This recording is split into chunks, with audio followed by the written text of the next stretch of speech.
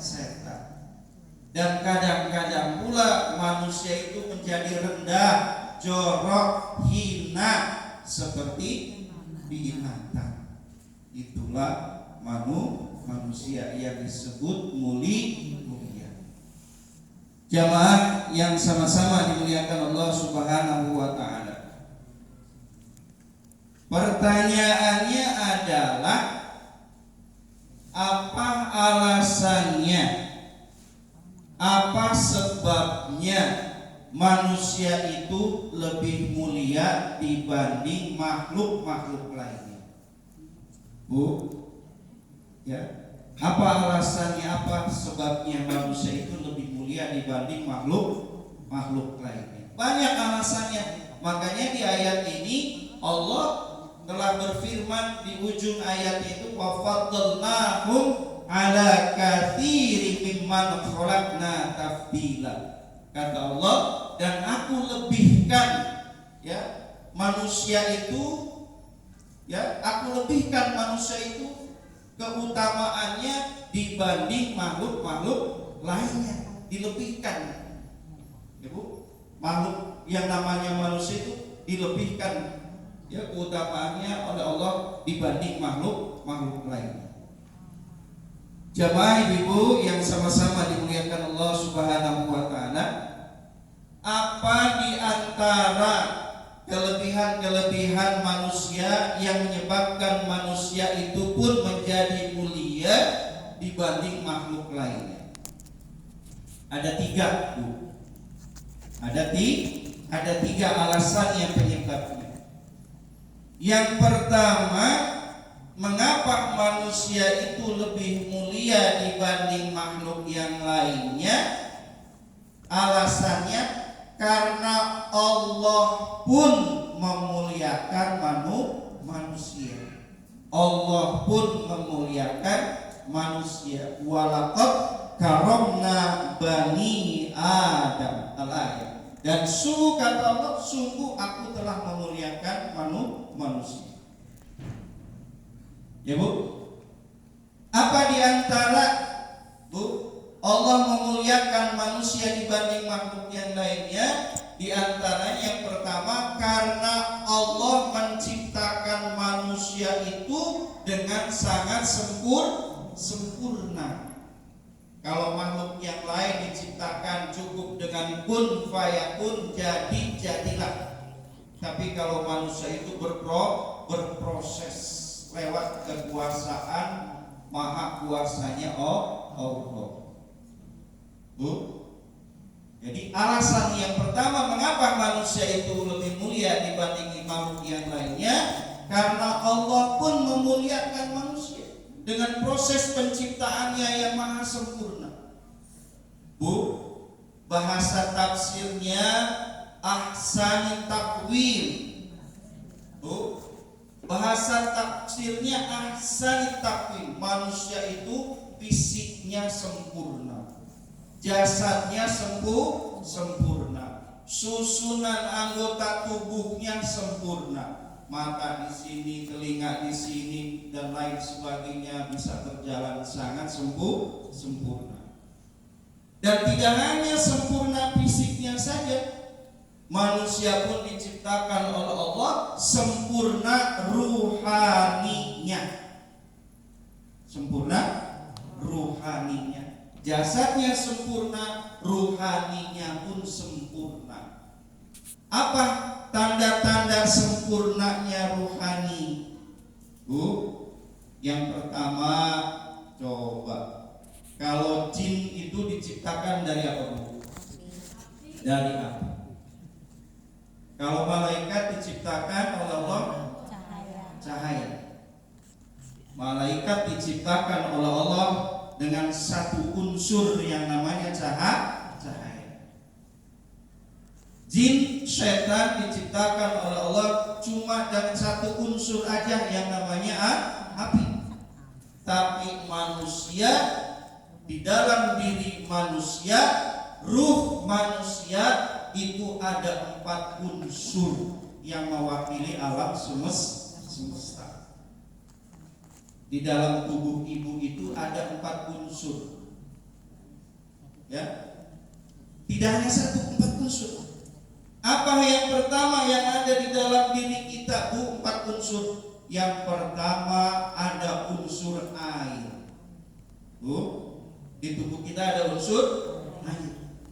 Yang kedua, di tubuh kita ada unsur tanah. Yang ketiga, di diri kita ada unsur angin. Dan pada diri kita yang namanya manusia ada unsur api. Coba bayangkan, Bu. Ya, kalau malaikat cuma satu unsur, cahaya. Setan, jin cuma satu unsur, api. Tapi Allah ciptakan manusia 4 unsur yang mewakili alam semesta, yang ada di alam semesta ini. Unsur air, unsur angin, unsur tanah, unsur api. Bu, betapa sempurnanya Allah menciptakan manusia. Makanya manusia melebihi kemuliaannya dibanding makhluk yang lain. Apalagi kalau dikaji 4 unsur ini dalam pandangan tasawuf, 4 unsur ini berubah menjadi nafsu. Menjadi nafsu. Air berubah menjadi nafsu mutmainnah. Nafsu mutmainnah. Api berubah menjadi nafsu amarah. Tanah berubah menjadi nafsu lawamah. Angin berubah menjadi nafsu mulhimah. Tuh, Bu, di dalam tubuh kita ada nafsu, ada unsur nafsunya. Makanya manusia bisa marah, bisa jadi orang baik, ya Bu ya? Bisa jadi orang pelin-pelan, ya Bu, bisa jadi orang sabar. Orang baik dari air, bisa orang marah, manusia marah dari api, ya, pelin-pelan dari angin. Angin kan begitu, Bu. Kadang-kadang ke sono, kadang-kadang ke sini, gitu kan? Ya, ya tetap pendiriannya tuh angin tuh. Ya, mulhimah tuh. Kadang-kadang sono, kadang-kadang sih. Kemarin ngomong begitu, sekarang ngomong begitu. Nah, itu dia manusia. Ya, Bu. Pada diri manusia. Bu, 4 unsur. Air, api, angin, tanah berubah menjadi nafsu. Nafsu amarah, api, nafsu mutmainnah, air, nafsu lawamah, tanah, nafsu mulhimah, angin. Betapa sempurnanya Allah menciptakan manusia. Bu, dari 4 unsur tersebut, kalau manusia itu, pada diri manusia itu yang disebut dengan adanya aura, cahaya. Bu, pada diri kita ada yang namanya aura, cahaya. Dari 4 unsur angin, api, tanah, kemudian apa tuh? Air, maka berubah lagi. Pada diri manusia ada cahaya pada diri manusia. Air berubah menjadi cahaya putih. Jadi auranya, kalau ibu punya auranya putih, berarti unsur airnya kuat. Bu, putih. Aura wajah bening. Berarti unsur airnya kuat. Api, cahaya ibu merah. Ada putih, ada merah. Ibu, merah katanya temperamen. Ibu suka marah-marah, apalagi nggak punya duit. Ibu, itu dari apa itu? Warna merah itu yang ada pada diri manusia, aura merah yang ada pada diri manusia itu dari unsur api. Kemudian ada warna hitam. Bu, warna hitam itu dari unsur tanah. Yuk, unsur tanah, warna hitam. Dan yang keempat ada warna kuning, yaitu dari unsur angin. Bu, aura manusia itu yang pokoknya ada 4 auranya. Ada auranya putih dari air, ada auranya hitam dari tanah, ada auranya merah dari api, ada auranya apa Bu? Kuning dari angin. Karena sudah di TV Bu, ya Pak, Bu dibaca auranya. Oh, ini Ustaz Nasir auranya hitam, memang kulitnya hitam. Berarti unsur tanah yang buat ini. Oh, Ibu Haji ini auranya putih bersih bening, berarti unsur air, orangnya baik.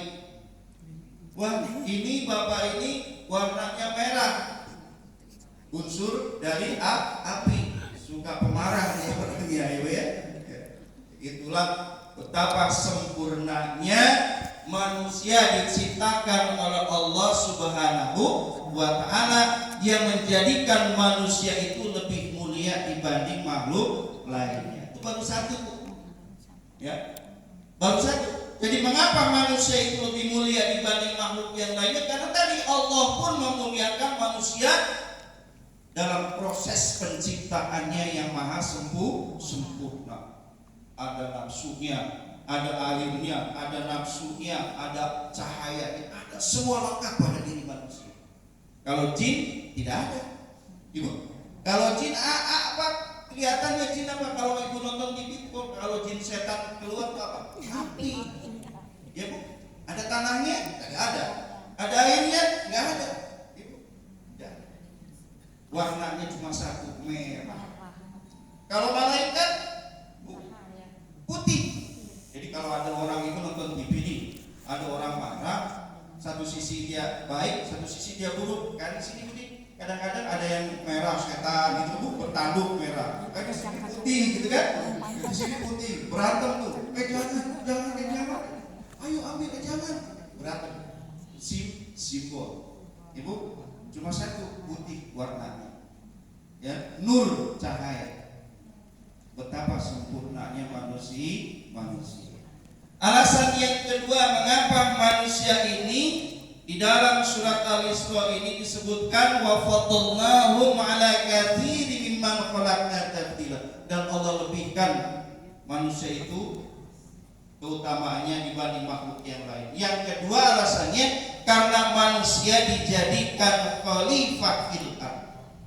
Karena manusia dijadikan pemimpin di dunia ini. Makanya Ibu jangan kaget mengapa ada pemilihan presiden di negara kita, ada pemilihan Pak Gubernur, sampai paling bawah ada pemilihan Pak RT. Bu, karena perpanjangan kekuasaan Allah untuk ngurus bumi ini.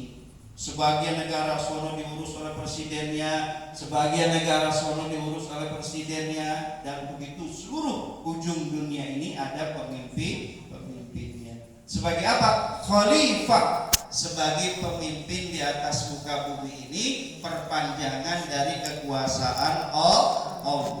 Untuk apa? Untuk melestarikan alam dunia ini. Supaya apa?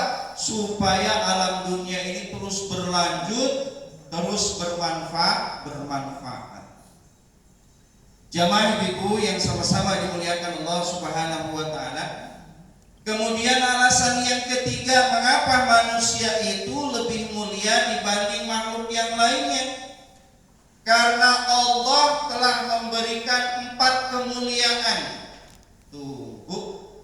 Karena Allah telah memberikan 4 kemuliaan. Udah ciptaannya sempurna, jasmaninya sempurna, ruhaninya sempurna. Allah berikan modal hidup manusia di dunia ini. Allah berikan 4 kemuliaan untuk bekal modal hidup manusia mengarungi dunia. Apa 4 kemuliaan tersebut? Yang pertama yang disebut ad-din. Apa Bu ad-din? Agama. Ya.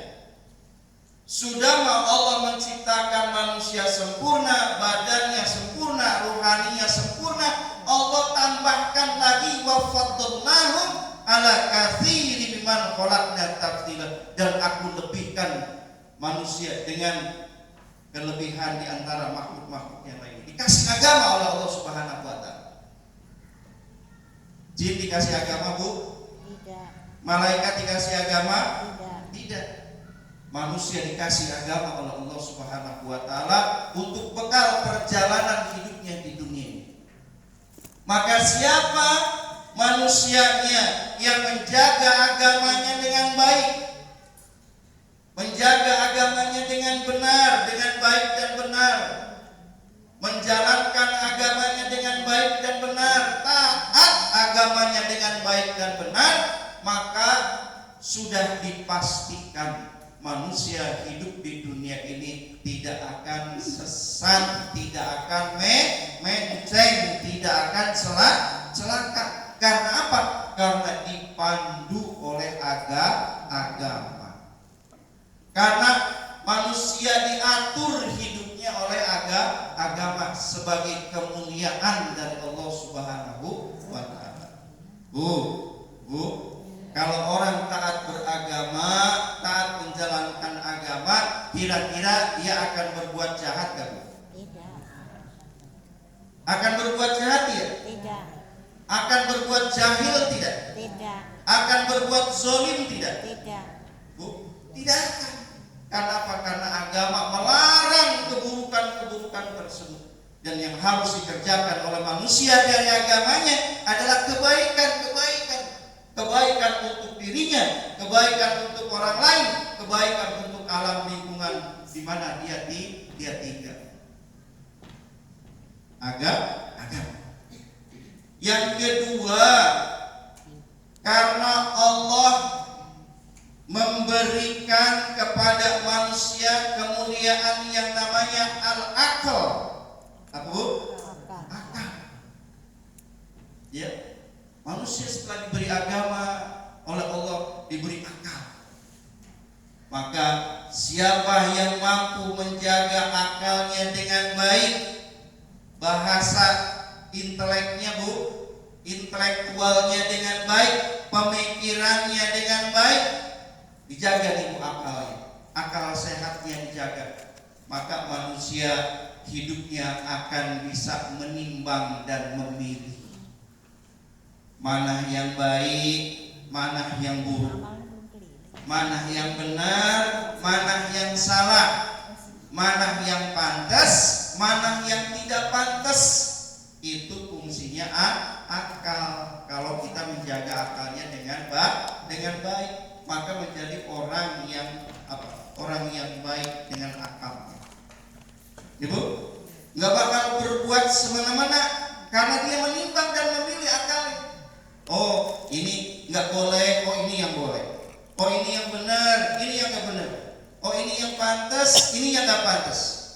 Bu, tidak akan melakukan perbuatan yang tidak pantas, tidak akan melakukan perbuatan yang buruk, dan tidak akan melakukan perbuatan yang jahat karena akalnya, akal sehat. Jamaah yang sama-sama dimuliakan Allah Subhanahu wa taala. Kemuliaan yang ketiga yang Allah berikan kepada manusia yang disebut dengan al-haya. Apa, Bu? Al-haya'u. Apa itu al-haya'u? Malu. Sifat malu. Ya, sifat malu.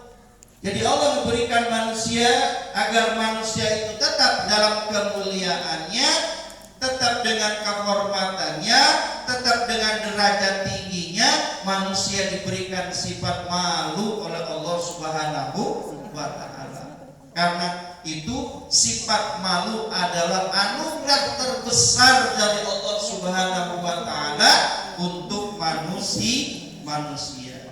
Bu, saya mau tanya, malaikat dikasih sifat malu enggak? Enggak kelihatan. Setan dikasih sifat malu? Enggak, apalagi Tidak. setan. Binatang dikasih sifat malu? Enggak. Tidak. Ibu, Wah. jadi siapa yang dikasih sifat malu? Hanya manusia. Makanya kalau manusia menjaga sifat malunya dengan baik, Bu, manusia akan melebihi para malaikat kemuliaannya. Kalau manusia menjaga sifat malunya dengan baik, maka kemuliaan manusia akan melebihi para malaikat.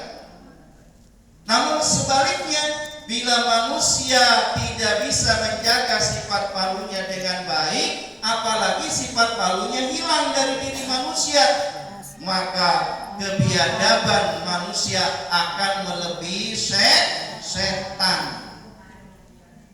Kalau sifat malunya hilang dari diri manusia, kebiadaban manusia akan melebihi setan. Dan tidak hanya itu, kebodohan manusia akan melebihi binatang kalau sifat malunya hilang. Maka jagalah sifat malu yang ada pada diri kita sampai azal menjemput kita. Dan yang terakhir tuh, mengapa Allah memuliakan manusia dibanding makhluk-makhluk yang lainnya? Yang keempat kemuliaannya, karena manusia diberi dengan namanya nur qalb. Nur qalb. Apa nur qalb? Istilah nur qalb artinya cahaya hati. Apa yang dimaksud sesungguhnya nur qalb itu? Yaitu nurani. Nurani. Ya. Hati nurani, tidak hanya hati tapi ada nuraninya. Ya Bu, yang membedakan manusia dengan binatang karena nurani. Binatang dikasih hati enggak Bu? Kalau Idul Adha motong nih Bu, motong kerbau, dibuka dadanya, belahan dadaku ya. Ada hatinya. Hati sapi, hati kerbau. Begitu pula kambing ada. Semua binatang ada hati. Tapi tidak semua yang diberi hati oleh Allah termasuk manusia, Bu. Nah, ada juga manusia yang enggak punya nurani itu. Manusia yang sudah kayak binatang, kejam dan lain sebagainya. Ya. Maka yang keempat, kemuliaan dari manusia adalah diberi nurani. Maka siapa yang menjaga nuraninya dengan baik dan benar, maka manusia akan bersifat peduli, empati, peduli. Kemudian dia berbuat kebaikan, berbuat kebenaran. Dia akan adil di dalam kehidupan sehari-harinya karena ada nurani.